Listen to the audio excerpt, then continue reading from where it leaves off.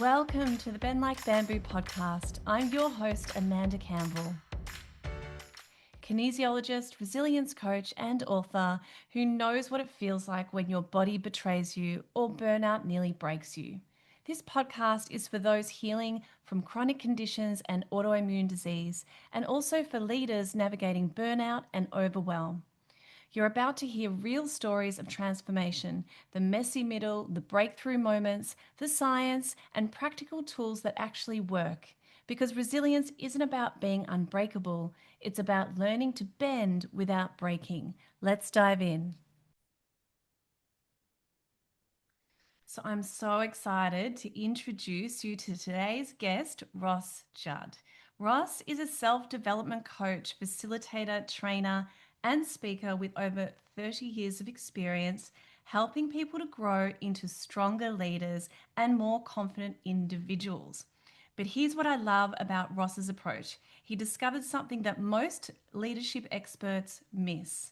The tools that we use to develop leaders are just as powerful for personal growth.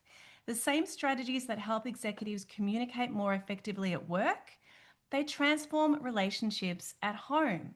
And the skills that help leaders navigate conflict in the boardroom, they help us show up better for the people that we love. Ross has worked across every state in Australia, New Zealand, Asia, and beyond, supporting thousands of people across countries from construction and finance to education and corrections. He's been tested, questioned, and challenged by some of the sharpest minds, and that pressure has refined his coaching until it's practical, relevant, and easy to apply in everyday life. He's the author of Listening, a guide to building deeper connections, and a book that takes decades of experience teaching leaders to listen more effectively and distills it into practical tools that you can use when the people that you love are feeling vulnerable, worried, upset, or even scared. With a master's degree in communication management and certifications in human synergistics, situational leadership, and NLP, and more, Ross brings both deep expertise and real world practicality to the conversation about leadership and personal growth. Ross, welcome to the Bend Like Bamboo podcast. Thank you. Thank you. It's a pleasure to be here.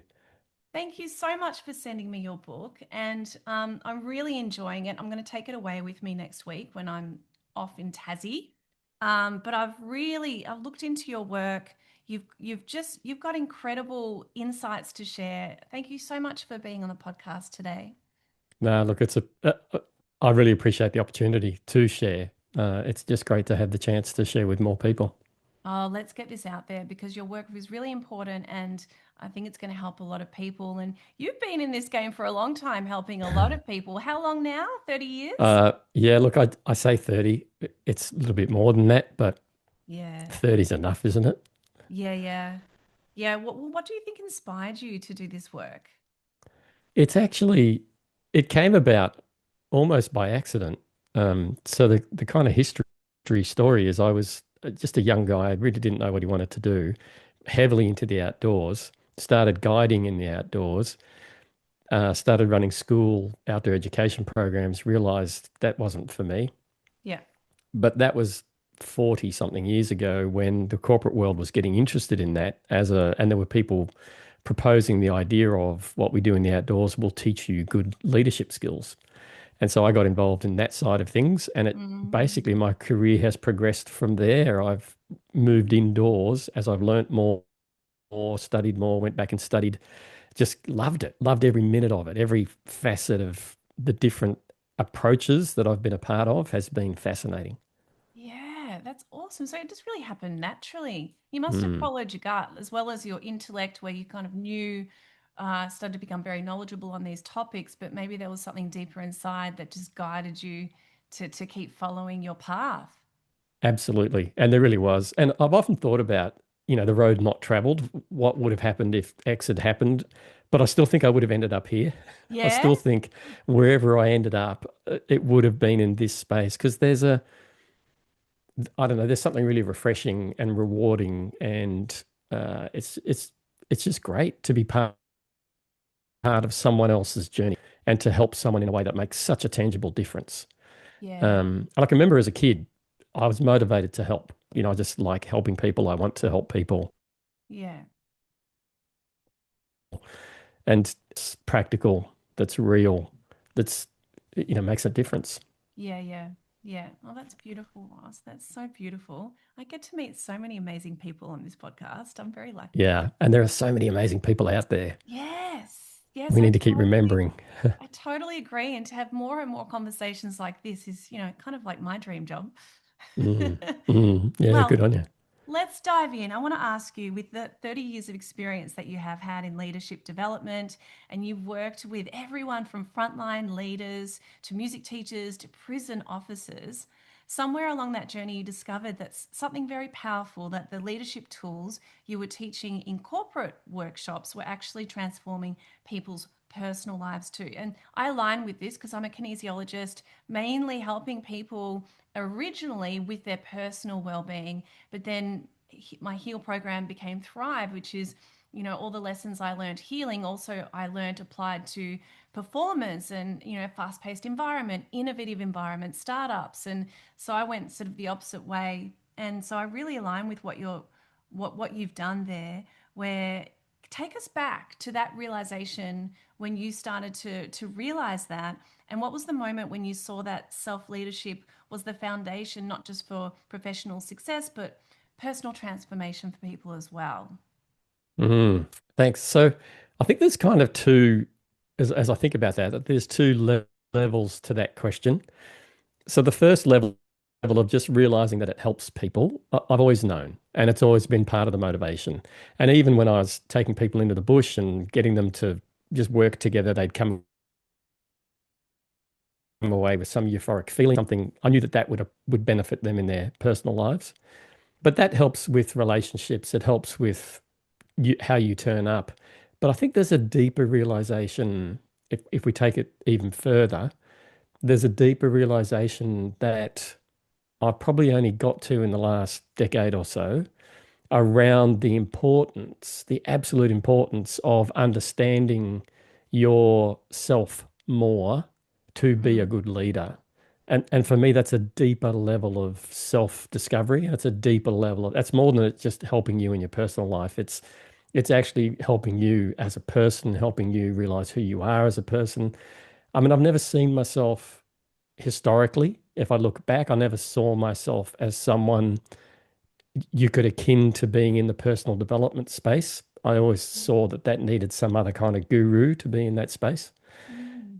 And in the last decade or so, I've kind of accepted actually, no, I'm in the personal development space. It's what we need to do. In fact, it's where we need to start with with almost everything that we're doing. And so I Yes. think that's what prompted me to then go on and start thinking about, well, in the personal development space, Yeah. where would I like to help most? And that's what prompted and spawned the book Listening. Well, Yes. it's kind of what prompted me to finally Yeah. write Yeah. the book. As you were So teaching, were you noticing that in your personal life there was a connection, or was it more watching the leaders that you were training and how they improved in their personal lives over time? all of the above. Yeah. Yeah. Yeah, all of the above. I think there was a period for myself where, in my own personal life, I probably didn't apply enough of what I was doing. And I can remember one particular, I used to be a lot heavier than I am now, by a factor of 25 kilos or almost 30 kilos. And I Mm. can remember standing in front of a group talking about setting goals. And I'm quite passionate about setting goals correctly so that they integrate with your neurology so that you then achieve them. Mm. And if we don't do that, if we don't set the goal correctly, then we're probably going to self-sabotage it because we need to get our beliefs aligned. We need to get our identity aligned. We need to get all of us aligned to that goal. And I Mm. can remember I'd set myself a goal to lose weight. And was talking to this group, and in my head, the words, physician, heal thyself, were screaming. And that's an expression that my mentor, when I studied NLP, she was a wonderful mentor. Um, she kept saying that, if you want to study NLP, you've got to apply it to yourself, physician, heal thyself. And she just kept saying, physician, heal thyself. So, and I can remember standing in front of that group and I walked away, came back, went back to all my models. Um, and after a couple of years of not losing weight, went back to all my models, applied them properly, applied them the way I'm telling other people to apply them. And suddenly my own journey changed. Um, and here I am, much fitter, much healthier, achieving what I want to achieve. You know, it's been a transformation, and it was all about that. You've got to apply all of this to yourself. Yeah. Um, yeah. Wow. So then, what was that main shift that occurred? Was it in practicality? Was it in strategy? Or was it in mindset that led to you going back and applying your models properly and then it worked? What was the difference when it didn't work? Um, the diff There's probably three or four answers to that, but the one I focus on, the main difference when it didn't work was one of the things I stress when you set a goal is you have to set the goal for what you want, not what you don't want. It is the biggest example of that I have. So if you put the word weight in your goal, you're putting the word of what you don't want in your goal. And most Yes. people really struggle with that. And I Yes. was, I'd set myself a weight target and I'd done all the things I thought, but it was like I went back and went, Ross, you tell people not to do this. So what do you want? And so I reframed it completely for myself. It became healthy, active lifestyle. Yeah.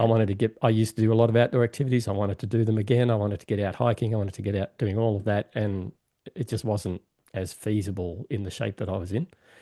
So Yes. that shift of stop thinking about what you don't want, start thinking about what you do want was a major. That then spawned into it was much easier then to be committed. So Yes. if we talk about weight loss, it's predominantly food. What you eat is 80% of weight. In terms of if you want to lose weight, 80% of the issue is going to be changing your diet. Yes. So becoming more active was part of the equation, but it was only a small part of the equation. But it was easier to be Yes. committed to doing the activity, and it was Yeah. easier to be committed to the diet. And it was really just a dietary change. It wasn't a diet as such, because the two then went hand in hand. The activity was then supporting, and then the dietary change was supporting, and then it basically, the achievements started happening, and Yeah. they then sustained Yeah. Yeah. And the next one. I can remember deciding I wanted to be. I used to run quite a lot, and I couldn't at this stage. I had two dogs. I had a fat Labrador and a healthy cavoodle. And I can remember I'd walk them and I would then pick a telegraph pole and I'd run to that telegraph pole, or I'd choose steps, 20 steps, and I'd run and then I'd be huffing and puffing. So my first goal was just to be able to run continuously, to not have to stop. Um, then once I got to that, then I reshaped the goal. What's my next goal? And then it just, as you achieve one, you get motivation for the next one, etc. absolutely. And you know what? That's an amazing goal you achieved, by the way. Congratulations on losing that weight. And Thanks. you must feel amazing now. Yeah. Yeah.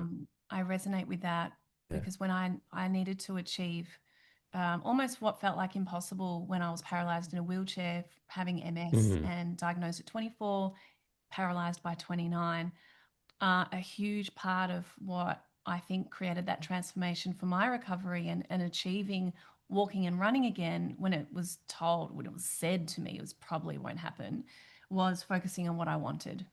And Mm. I think that as a kinesiologist, and maybe you'll agree, studying NLP is what that does when we focus on what we do want, is we are more promoting, it brings us out of that survival fight or flight stress response, which, adrenaline, cortisol, degeneration, inflammation, but also a different mindset, which is more victim and battle and everything's hard and it's challenging. Whereas when we focus on what we want, for me, and also once I've researched the science behind this, I realized not only did that change what I could see around me as opportunity and how I was perceiving what was possible around me, different opportunities, and shifting in a mindset of my challenges. But internally, my biochemistry started to shift. And when I learned about the different pathways of survival and inflammation and stress versus when your body comes out of that and chooses growth and repair pathways instead, it was the only way that I could explain my miraculous recovery, which has lasted for 16 years now of total remission. Wow. Wow. So I really And it's resonate pro with what you're saying. yeah, and it's a fascinating story. And I wonder how many people would hear that story and just in their mind they're questioning, is it true? Is it really? Did that really happen? Just because it's amazing. And yet in my experience, I've spoken to quite a few people who've had similar experiences. Yeah, That it's the possible. power of when we get aligned within our neurology, within our mentality, within everything about ourselves and focus forward, there's just amazing power that comes from that. So it's that, and that's Yeah, a great example. It's a thank you. wonderful example. And the other thing that was really important too was what I surrounded myself with. I started Mm, to research other stories of people that recovered when they weren't supposed to.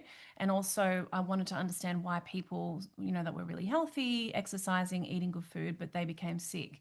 And, what we believe is what really matters. And I think hearing other stories of recovery, which is why a lot of people find me as a resilience coach and a kinesiologist that specializes in autoimmune recovery, is I am the practitioner and the patient. So I've that, it's an example of hope.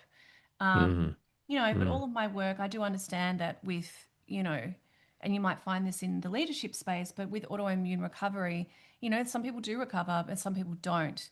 And so mm. my work has been very much about just creating the best environment possible in the mind and body and biochemistry to facilitate healing.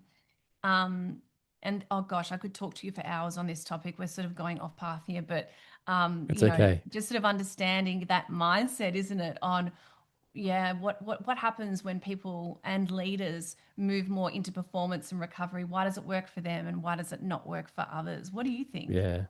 Uh, I, I think it's a really tough question. Mm, Why does it not work for some? And I know some people, and I could see no reason from where I'm sitting that it would not work for them. And yet yeah, there's a link it's interesting in NLP. NLP is a really interesting thing to study because it's kind of not an organized science. It's a neurological science that has a whole bunch of tools and methodologies that almost got cobbled together. yeah, And one of them, which I'll use as an example, is what they call the allergy cure. And an allergy cure, the assumption in NLP is that your body is simply reacting inappropriately to a foreign substance. So mm, it's an inappropriate cellular response to a foreign mm, substance. mm, And so what we do is we just do a guided thought process, is what I would call it. And we go back to that originating reaction and we change it. And if yeah, we can do that, we then change the pathways back to now and we can eliminate the reaction. yeah. And, I hadn't played with that, but a mate had a massive cat allergy and his girlfriend had a cat. And so it was a bit of a problem. Yeah. And he was like, well, we were talking about it. He said, well, could you try it and we'll see what happens? I said, yeah, Mm, let's give it a crack. So we did. We did the allergy cure, which is basically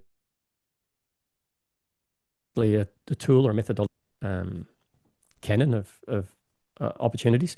And I did that with him. And the crazy part about it all, this is how powerful the mind is that there were no cats. It was in my office. So no cats anywhere near this building. yeah. And as he was telling me about it, I said to him, just pretend a cat just jumped up on your legs and feel what you would feel if that happened. And Mm, his skin color started to change, his breathing started to change, and all the allergy reactions started to happen. And I let it happen enough that he noticed it and I noticed it. And then I stopped him and said, you realize this is weird, right? Like there's no cat here. You're just reacting to the suggestion of a cat. Anyway, yeah. we went on and Yeah. did the allergy cure. And then that night he went to his girlfriend's apartment and he had no reaction whatsoever.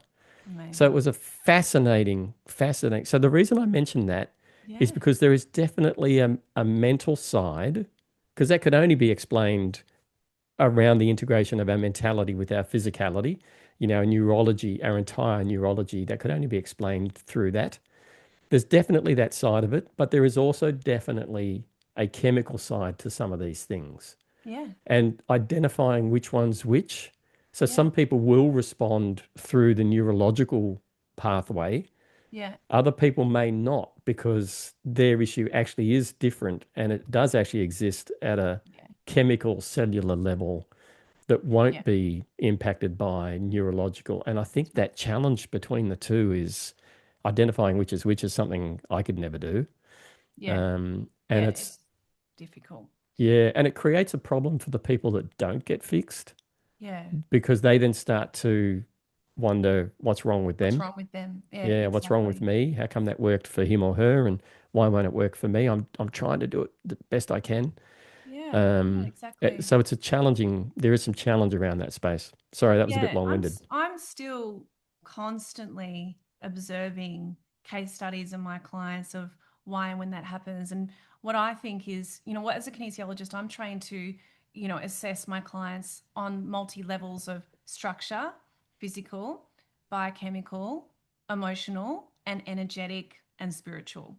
And when you have a physical injury, for example, and it's very difficult to get into that part of the body that's experiencing pain, for example, might be a ligament or part of the fascia that you can't physically palpate or release.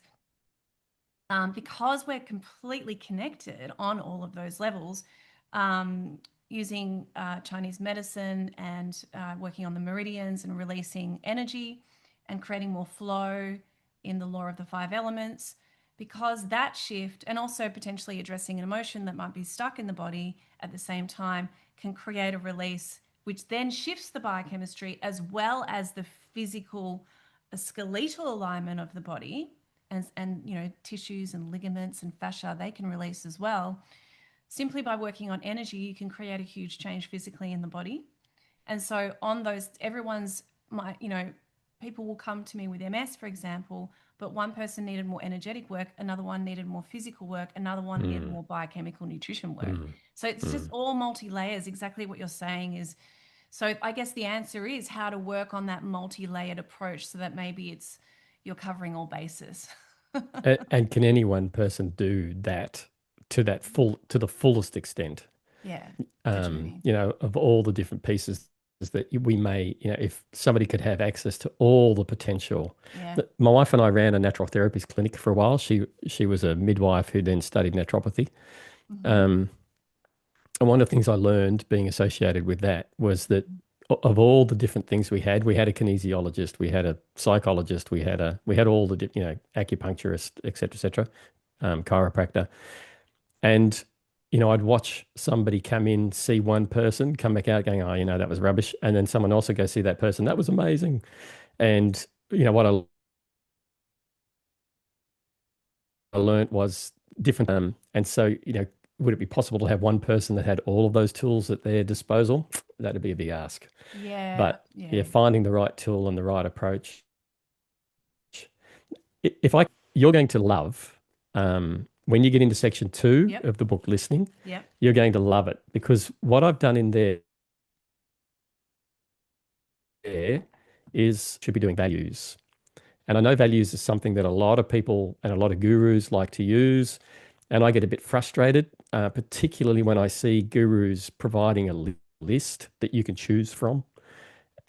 I just, because we confuse values, we confuse different types of values. We try to compare values because values are a comparative thing.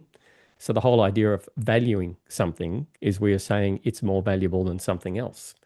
And it's good to do that in life. It's good to say that. Anyway, so what I've done is I've put together a process of working out your values that integrates five distinct levels of values. So you need to understand what your outcome values are. And then if when you set those outcome values, so what are the outcomes in life that you value the most? Yeah. Right? So what are the things that you want out of life? So it might be health, it might be career, it might be whatever you want. And Yeah. then once you decide on that, there are integrations, and this is why I'm mentioning this. There are integrations that need to occur. So once we get Mm. the outcome value, the next one is to think about what's the behavioral value that I need to support that. So how do I Yeah. need to behave in order to achieve that outcome? Then the next one is the thought. processes or the Mm. mindsets or the beliefs. So, what are the beliefs that I need to start thinking to myself in order to support that value? And then the next one down is the identity. And I've referred to that as the character values. So, what are the character traits that I will need to create the identity I need to support that outcome that I want to achieve? And then why? Why does it all matter? What's my greater purpose? There needs to be Yes. some bigger reason for all of this. So, what's the big purpose? Now, when you get all of that, what I found with people as I've started using that 3 or 4 years ago Yeah. and working through it is there'll be an element of that where they're getting caught. So Yeah. one aspect of that is where they haven't, and often it's the mindsets. People struggle at that belief level. Yeah. And, we started the conversation talking about that, personal leadership. And one of the biggest things a leader can do is understand their belief patterns. Yeah. And because your belief patterns drive you. Yep. So if, and not many people know how to understand their belief patterns. So one of the things I talk about is just listen to your inner voice Mm. because it speaks from your beliefs. That's right. So if Ross says, or, if Amanda says, we need to do this kind of work, and your inner voice goes, what? What? That's Yeah. garbage. Yeah. Then, okay, you've got a belief about the value of that kind of work, about Yeah. whether it's going to make a difference. Yeah. And you need to challenge that belief. And now, who Yeah. knows where that belief came from, but you need to challenge that belief Yeah. if Yeah. you want to be true to the outcome, if you want to be true to the behaviors, if you want to be true to all the levels. Absolutely. And it's discovering what those beliefs are, which are very hidden and often suppressed and subconscious. Mm, Another way that I mm. train my clients to discover their beliefs is noticing their reactions. So, for Yes. example, you've got two people that have the same morning, they're late for work, they've lost their keys. One is feeling rushed and cluttered and stressed and not really in a great place in their life. And they might respond like this: oh, of course I lost my keys, not another thing today, versus another person who's more centered and relaxed and life's pretty good and aligned, great self esteem, great sense of self worth. They believe in themselves, they believe they can accomplish their goals. They might respond a little bit differently and, Mm. oh, bugger, I lost my keys. Oh, well, I'm just going to catch an Uber. I'll solve it later. You're more solution focused, but you didn't get as triggered. And maybe that first person was believing, well, actually, nothing really is good is happening for me at the moment. And the keys just triggered that little wound, which is a great discovery tool of what am I actually believing? Yeah. Spot on. Absolutely. And what a lot of people struggle with, because both of us are using an approach that requires some reverse engineering. There's an honesty to that. If you're reverse engineering from I lost my keys and my reaction to that, if you reverse engineer from that reaction, you'll realize, oh, actually, there's some stuff going on for me here. Yeah. Um, and I'm saying basically, yes, you've got to reverse engineer. Why did I think that? Yeah. What's the belief that drove that thought? That takes some real honest reflection. Yeah. And both can be really useful. And both are critical in that journey Yeah. of getting to where you want to get to. Yeah. So if you set yourself a goal, you set yourself a target, whatever it might be, getting to the achievement of that target, you've got to, for me, I refer to it as integrating all those levels I just talked about. In Yeah. in your case, you would be integrating a whole bunch of other things, but they've all got to be integrated to Yeah. get to that target. That's Um, right. That's yeah, right. and that's hard. That's That's hard. right. That can be hard work for people to do. That's right. Well, that's why I need really 6 months with someone because we go Mm, through understanding the concept of, stress versus growth and repair pathways, what resilience means. Bending like bamboo is about flexibility and a bit of an assessment. Then we move into mind. Then we move into body and movement and integrating, releasing stress and emotions and stuck beliefs in the body somatically. And then nutrition, looking at the gut health and also the nutrients, what to eat, what not to eat, and everybody's different there as well. And then connection. So using meditation, but also connection within yourself, connection within your relationships. And then the final pillar of health is journaling, just a great mm, tool that clients use to integrate the work, you know, all this beautiful new knowledge that, sharing with them and them understanding themselves on this new level, but how to integrate that into a new way of being. And I also use a wristband that says I'm enough, bend like bamboo on it, which is just a tool that helps people to not only think of this in the morning and night when they're hopefully meditating and journaling, but throughout the day as well. Nice. And do you find through that journey, one of those elements will be one that they really struggle with, that they Yeah. almost push back on? Yeah. Yeah. And in my experience, that's the one. That's the one. That's Yes. the one that needs the work. That's the one Yeah. that actually needs. Well, chapter two, I can't wait to get to that chapter because it looks like you've got a way to solve going deeper there for that person. Yeah. I forget what chapter two is.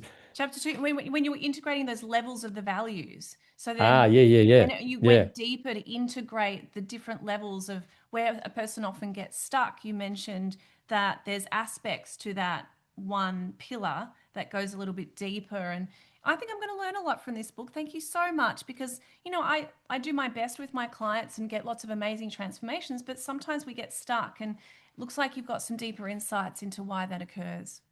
It's interesting. Um, we talk about that self-leadership, and I've often wondered why. I wrote a book on culture quite a while ago, and that was, in the corporate world, and but this is the one I really put my heart into. This book on listening, and I've wondered why did I choose listening as the first topic? Yeah. Um, and I really put, my soul into it. Like put a Yeah. lot of effort into this book. It took a while to write. It took a long time to write. Good on you. Um, and part of it was that as I was writing it, that realization and that understanding of really integrating it all properly, because I think listening is one of these things that at an outcome level, so many people set it as an outcome. I need to listen more. I need to get better at listening. I need to listen to my family more. If I had $1 for everybody who's said that to me since I've written this book, I'd be a lot better off. Yeah. Um, and it's one of those things that few people actually achieve. It's like Mm, the it's like New Year's resolutions. We set them and then forget them. And it's mm, listening is this classic of it's one that if you really want to do it well, you've got to integrate that decision into your full subconscious neurology to support that decision. Otherwise, you're going to keep doing what you've always done, which is probably talking over the top of the other person or telling them your stories or asking lots of questions and diving deep, et cetera, et cetera, et cetera. So it's interesting because listening for me is almost like the ultimate litmus test for whether or not we are actually achieving what we want to achieve. I would love it. I'd love to do a study, and I never will, but I'd love to do a study of leaders and how many have thought in their career, you know what, I just need to stop and listen more. Because yeah. that's actually, in my opinion, one of the great leadership skills. Stop and listen and really understand what that person's saying, and you will save yourself a lot of heartache. You'll save yourself a lot of time. You'll save yourself a lot of stress because you'll suddenly realize, oh, they're saying the same thing as me. Oh, Mm, they want the same thing that I want. Oh, they're actually trying to achieve the same goal. Oh, they're not trying to yeah. sabotage or undermine or do any of those things. Yeah. Um, and yet, I'd love to know how many leaders have decided I need to listen Yeah. more Yeah. and just never done it. It is a classic. I don't know how to express this enough. It's a classic of the skills that we say, I'm going to do that. And then we just don't. We fall into bad habits. And I guess, Absolutely. to be up there with other things like dieting, we Yeah. say we're going to do it and then we fall into bad habits. It's listening is a classic in that regard. Yeah. Yeah, well, it's almost like, we just need to put the word listening on our bathroom mirror, post-it note in Mm. the car, back of the toilet door, like everywhere. So you just remember, oh, yes, that's what I'm working on. That's what I'm integrating into my life at the moment. And thank you for leading so well into question two, because that's exactly what I was going to ask you is what happens to our listening when we're in that reactive and stressed state, multitasking, rushed and cluttered, versus when we're more calm, and then we listen more then, what does that do for our leadership and for our personal lives? Oh, it kills it. Mm, So the mm, minute we're in that state, it absolutely makes life difficult. And I don't think people understand that state is a physical state. So when you're in the state of rushing everywhere under the pump, it's all happening. Your physiology changes. yeah. And I'll give you a real quick example. When my daughter was little, she was going to a preschool, and there was a little boy who was not talking much. He was well behind in his development in terms of his communication skills. Mm, and he didn't want to go in. And my daughter was quite outgoing, quite very gregarious. So the mum realised the easiest way to get him inside was to wait until my daughter turned up, because my wife and my daughter were pretty much always late. So she would just wait outside, and then my daughter would pick him up, say, "Come on," I'll call him Matthew. "Come on, Matthew, in you come." And he loved being with her, and so she would take him in. So the two mums got talking. The story comes back to me. One day I dropped Emily off at her preschool, and I watched this kid walk in, and I thought, well, that's interesting, because his gait troubled me. And it looked like his heels were barely hitting the ground. He kind of walked on his toes. And what that said to me is that his calves were tight. So I went Mm. back and just said to my wife, just tell me, has she talked to you about his development? And she's like, oh yeah, they've been seeing doctors, they've been seeing all sorts of people. They spend a lot of money. They're very worried he's not communicating. I said, well, just if you think she's up for a strange idea, just tell her to massage his calves. It's not going to hurt. It's not going to hurt anything. Like if she does it. So she did. She told her, and she did. And within a couple of months, he was talking, and he was more open, and he Yeah. was, becoming the little boy Yeah. that he should have been. And it Yeah. was a remarkable transformation. And the neurology, tight calves at a neurological level means I'm getting ready to run. It's the Yeah. flight mode. Yeah. Now, the remarkable thing about that story is I told it to a group at Australia's only glass float line. So these are blue collar workers. I've shared that story with them. I was doing quite a bit of work with them. I came back a couple of months later, and one of them come up to me and says, "Oh, that story you told absolutely worked." I'm like, "What are you talking about?" And he repeated the story back to me, then said he went and did it with his child, who they were worried about, and had the same transformation. And I'm like, "Holy wow!" Like Wow. that's what I live for. That's just awesome. Wow. Um, but the point of the whole story was, we don't understand the strength of that neurological. If your shoulders are tense, your Mm. body goes into fight mode, Mm. and you won't think clearly. Mm. If your calves are tense, your body's in flight mode, and you won't think clearly, and you can't communicate when you can't think. No. And if we go back to what happened during COVID, we saw this happening at a global level. People were worried and Yeah. stressed. They're losing their jobs, worried about being able to pay their mortgages. It was a Yeah. stressful time for so Yeah. many people. And what Yeah. did we see? We saw a lot of really irrational behavior, Yeah. hoarding toilet paper. Like it just, Yeah.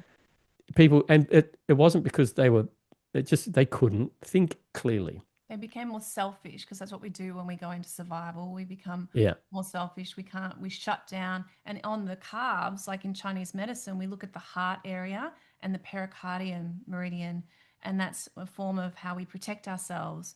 So Mm. massaging the calves might have also released a little bit of emotional protection that might have been going on, which also tightened the calves. Yeah, it's multi-layered, isn't it? But when we're Yeah. more relaxed and centered, um, and less stressed, we are less selfish and we're more solution focused and we're kinder and we help others. And we can listen. If we go back to Yeah. what the question was about, can Yeah. we listen when we're stressed? We're going to dive into, and if we, and it's a double-edged, is it a double-edged sword? Whatever the Yeah. expression is, it's a Yes. self-fulfilling benefit, because the more you listen, Yeah. the less stressed you will be. Yes. And so then the less stressed you become, the more you can listen. That's And then the right. more you listen, the more, and so on it goes.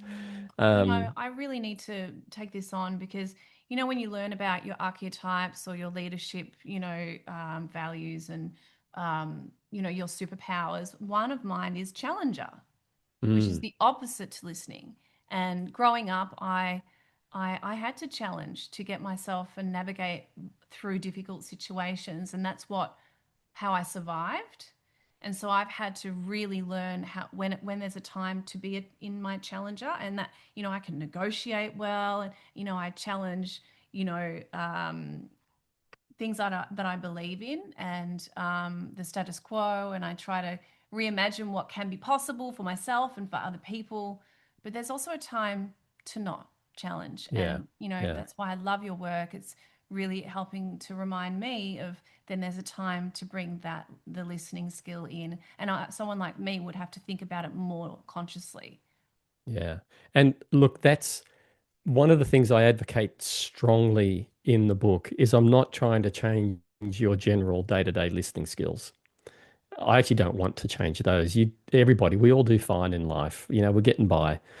What I am trying to do is give people an option to more effectively when it matters. And Yeah, so there's a process in the book. Section 3 is actually a process. And step 1 in that process is recognize that this is one of those moments when it matters. So yeah, the premise of the book is the people you care about. So it was written for the personal development market. The people you care about, there will be times they really need your support. And I use an example with my daughter. It starts the whole book. She came to talk to me. She loitered in the doorway. She gave me hints and clues that said, this is not me being normal. This is me being troubled. And I recognized that she was troubled. She was a bit hesitant. She was, loitering, etc. So then I recognized, okay, my normal listening skills won't cut it. I need to do something different. And in those moments, for me, it means I do not talk. yeah, And yeah. so I went into that conversation with her determined not to talk unless I was summarizing what she said. So that's part of the process. Mm. What she talked about was school and issues at school. Now, my instinct as the father was to dive in and sort that out. I wanted to talk to teachers, I wanted to talk to parents, I wanted to sort out the kids that were doing this to her. Um, and none of that was what she needed. Now, Yeah, as the conversation continued, we got to a point where it became obvious that the school issue was under control, not really an issue. I then made a comment about let's bring your mother into the conversation, and she reacted badly to that. And what became obvious was the thing that caused her to loiter in the doorway was an issue with her relationship with her mother, nothing to do with school. yeah. And so then we resolved that. And, I've been eternally grateful ever since that I was able to help repair that relationship when she was 10 years old. Oh, Um, Now, the point of that story is that when somebody's really troubled, they never start with the real issue. yeah, So I'm trying to enhance listening skills when you recognize this is one of those moments. Then we can get past that issue they started with and hopefully get to the deeper issue. So it's yes, about having all of the skills. Like what the reason I'm saying all this is you talk about being a challenger. Such an important skill. yeah, I would not want to switch that off in you. yeah, yeah, What I'd want to do is add the option of there will be times where I need to be the listener. yeah, And exactly. now I've got that, I can recognize when that is, and I've got the skill to actually do that listening to that depth. It takes conscious effort, but we can do it. So it's interesting because since I wrote the book, a lot of people keep talking about it and applying it generally in their life. And I'm even to leaders out there, I'm not trying to advocate that you suddenly stop talking and become the greatest listener in the world all the time.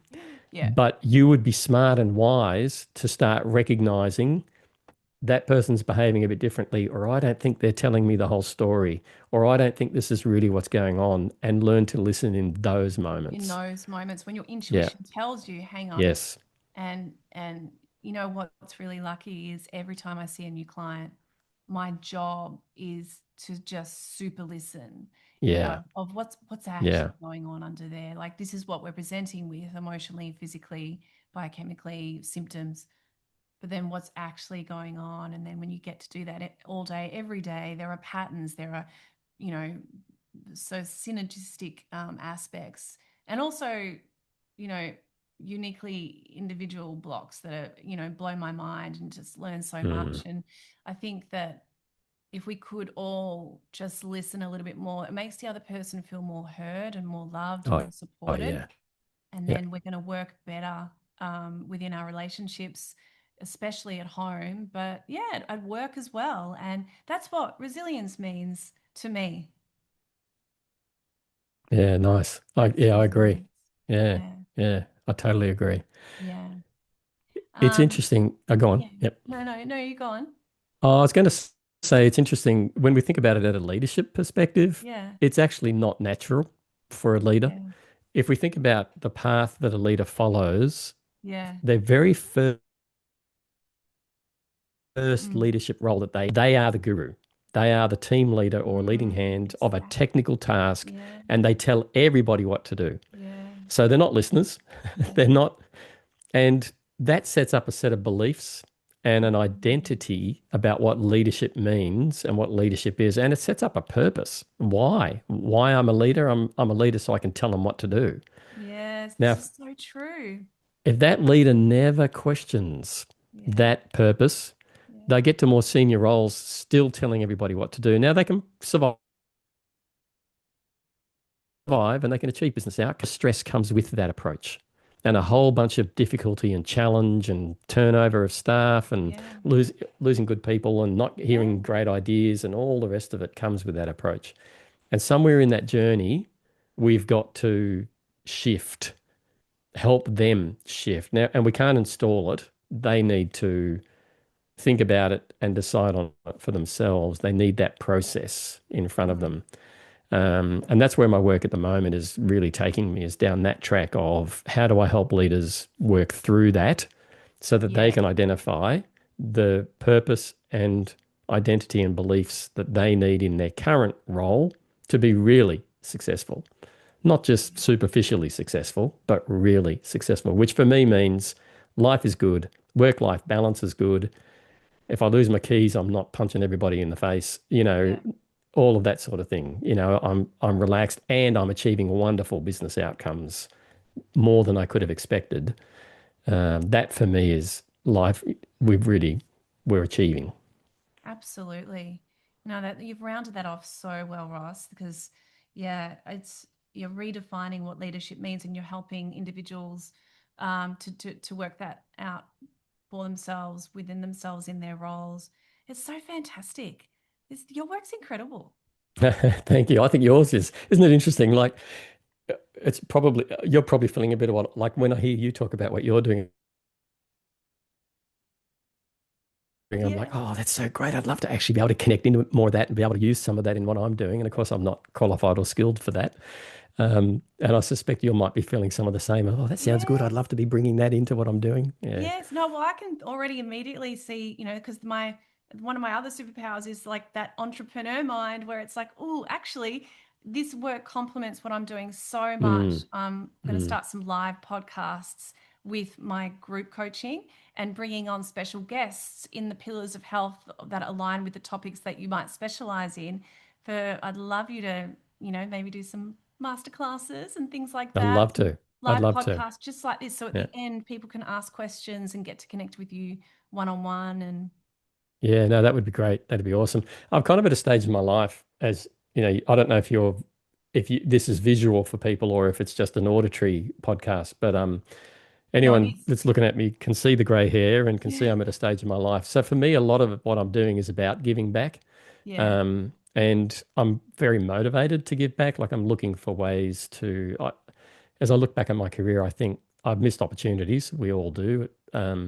That's But I true. could have done more, I think, because I think what I'm talking about matters. It This does. idea of getting to the identity Mm. matters.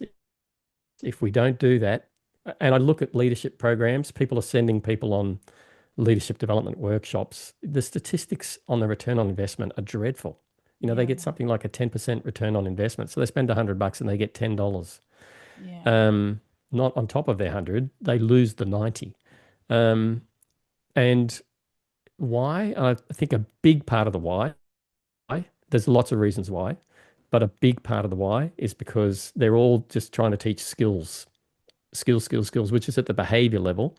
Mm. And that model that I've talked about, I've put it into an iceberg to convey this idea of going deeper. Mm. Behavior's up at the visible level, and we need to go deeper to the beliefs, Mm. the identity, and the purpose. That's right. And that's what makes the big difference. I absolutely agree. As a kinesiologist who's all about Mm, going deeper into the deeper. subconscious brain to Mm. create the actual change, um, Yeah, I I'd love to know more about that. absolutely agree. Yeah. So you've got like a Yeah. new program that you're working on called the Leader's Identity Guide. Tell us about that. Well, thank you. I'm glad you picked up on I was hinting towards that. Well done. Um, so yeah, the Leader's Identity Guide is basically trying to get into the market everything I'm talking about this, and it's one thing. One of my great superpowers, which is I find very hard to talk about, is practicality. And throughout my entire career, I've been drawn to very practical industries. So I spent a lot of time on mine sites, on building sites, the prison offices. These are practical, down to earth, Yeah. very just don't give me the fluff. Just give me the gut, blood and The guts real here almost. deal. Yeah. Yeah, the real deal. Ridgy Um, dinch. yeah, thank you. That's a nice Aussie way to put it. A fair dinkum. Yeah. Um, so and that so this idea of okay, it's a nice idea working at the identity level, but how do we practically do it? And Mm. I've had a lot of colleagues I've worked with, and we've all sort of played with this and explored with this. But I think what I've come up with in the Leader's Identity Guide is a really good practical way to think about your purpose and your identity as a leader in your current role, because leadership is a contextual activity.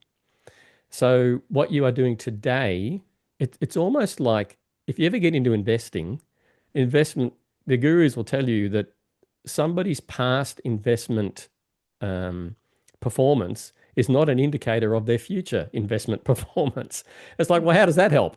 So how do I choose which fund to put money into if that's not a good Yeah. indicator? But it's kind of Yeah. like that with leadership. Somebody's Yeah. past leadership performance is not a good indicator of their future leadership performance because the next role's different.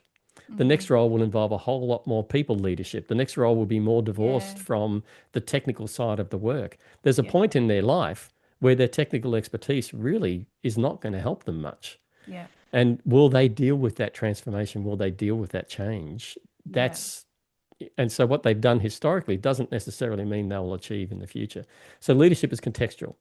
And so within a context, how do we identify our purpose? How do we identify our identity? And that's what the Leader's Identity Guide is all about. I'm putting free YouTube videos out there.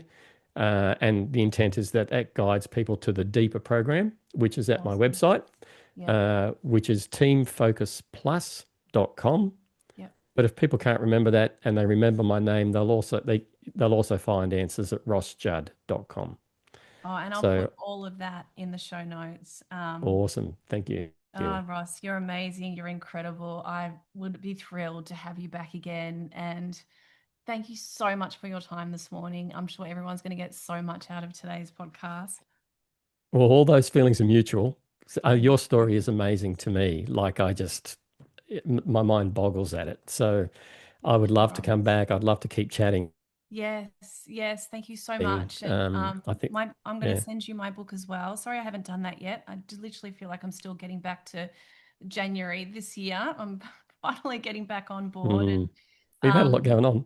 yeah, just got married and just a few Yeah. things. Yeah. That I reckon, isn't that one of the biggest stressful events in life, marriage? Yeah. Well, you know what? We got engaged and we got married within 3 months because we found our dream venue and they had a cancellation. Oh, And wow. I just got out a spreadsheet and every day just knocked off tasks and my hubby helped me as well. It wasn't stressful, the only at Mm. all. And the only, mind you, we had reasonable expectations and we don't need much to be happy. And we were just so grateful just to have everybody together. It was only the night before. I couldn't sleep. I was Oh, up till really? 4 a.m. staring at the white walls, going, "What's going on? This is my wedding day." And I think it was just all the energy of everybody arriving, Mm. and we had it down at the beach at a location. But no, it wasn't stressful. I was fine. But yeah, I want to do it all over again. It just goes too quickly. Yeah, that's true. And it sounds like you're a similar, when I got married, it sounds similar.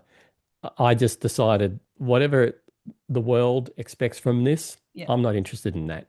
I yeah, want what I want. And it sounds yeah, like that's what you did. You yeah, focused on what you wanted. Your dream venue came up, so yeah, you went for it. yeah. And I think I would encourage people do that more. Just Do it get your rid of all the way. other expectations. Just make Yeah, it what you want. that's right. Um, And don't. and it should be a joyous occasion. That's right. Should That's be one of the right. most joyous occasions of your life. Yeah, Committing to yeah. another person, like it's a fantastic thing It's to a do. ritual. It's a beautiful Yeah. ritual. Yes. As we were getting our professional photos done, because my mum and dad passed away recently, I said to them, please visit, make it really obvious. And as we were getting our professional photos on this cliff over the ocean, these seagulls came and hovered eye level to get in the photo. It Really? was amazing. Wow. I'll send you the Wow. photo. Yeah, that is amazing. Yeah, Uh, but ah, That's Ross, great. thank you so much. I'm going to You're have you welcome. back, and your wisdom today, it's incredible. I'm going to really dive into your book, and I'll have so many questions. Yeah, I think I need to see you as for coaching as well. Like, I don't know if you're taking Uh, on new clients, but I just love your work. I really do. uh, you're very, very welcome. And I've had a lot of the same thoughts that there's a connection and there's an opportunity and there's a synergy Yes. between our two different uh, work that we Modalities. do and Yeah, I agree. And modalities well, and now all of it. that you've got the YouTube channel, I can start learning from there as well. And that's exactly what I'll do. So Yeah, congratulations on what you're doing and what you're about to do as well in this next phase. I'll support it in any way I can. awesome. Thank you very much. Thank Beautiful. Well, you. everybody Talk soon. listening, definitely with a flexible mindset, we can adapt and transform our story and reimagine what can be possible. So don't forget to bend like bamboo.